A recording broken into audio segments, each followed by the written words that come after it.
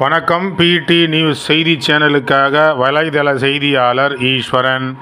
திராவிட முன்னேற்ற கழகத்தின் சார்பில் இன்று ராணிப்பேட்டை மாவட்டம் நெமிலி மத்திய ஒன்றிய திராவிட முன்னேற்ற கழகத்தின் சார்பில் இளைஞரணி சார்பில் டாக்டர் கலைஞர் அவர்களின் 102வது பிறந்தநாள் விழாவை முன்னிட்டு திராவிட மாடல் நாயகர் தளபதியார் அவருடைய ஆணைக்கேற்று தெருமுனை பிரச்சார கூட்டம் நடைபெற்றது.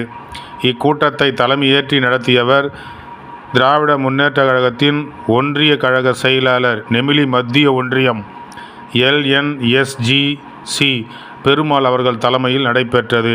இதில் சிறப்பு அழைப்பாளராக தலைமை கழக பேச்சாளர் சேர்க்காடு கண்ணடி அவர்கள், ஆற்காடு சட்டமன்ற உறுப்பினர் JL ஈஸ்வரப்பன் கலந்து கொண்டு திராவிட முன்னேற்ற கழகத்தின் ஆட்சி 4 ஆண்டு கால ஆட்சியில் நடைபெற்ற சாதனைகள், பொதுமக்களுக்கு என்னென்ன தேவைகளெல்லாம் சிறப்பாக செய்திருக்கிறார்கள், இனி வருகின்ற காலங்களில் என்னென்ன செய்ய போகிறார்கள், 2026ஆம் ஆண்டு மீண்டும் திராவிட முன்னேற்ற கழகத்தின் தலைமையிலான ஆட்சி தமிழகத்தில் நிலவ வேண்டும் என்று சிறப்பு பேச்சாளர்கள் பேசினார்கள்.